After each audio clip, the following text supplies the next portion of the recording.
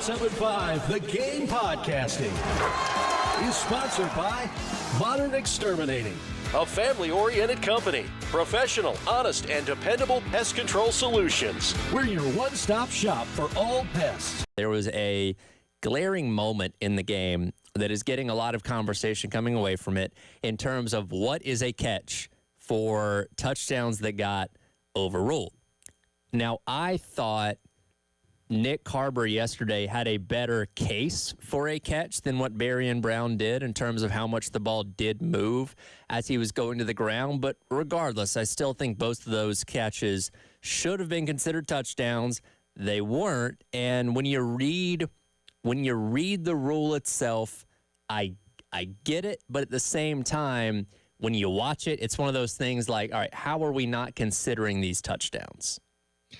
I'll expand on that. I even thought that the catch by Xavier Thomas in the Clemson LSU game falls in the same zone of that. I mean, first to the South Carolina game. I thought it was a catch. I mean, he looked to make a football move after he had it. He never lost control of it. He crossed the plane. It was in that big old hand of his. Mm-hmm.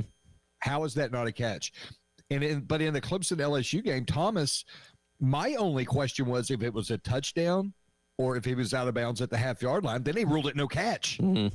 So there's no consistency across the board. And look, Tyler, we see this in the NFL for how long? I mean, aren't they?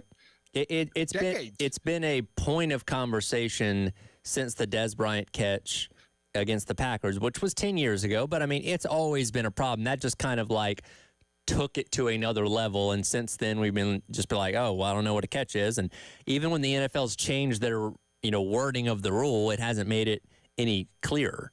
This game was significant in a lot of reasons for South Carolina. And I love the fact that they opted to play a Power 4 opponent in week number 1 where we could get an idea of what this team is right out of the gate. And let's say you flip the schedule and put SC State in week number 1 and Virginia Tech in week number 2, where Carolina, as I expect them to do this weekend, probably goes out there and wins that game pretty handily.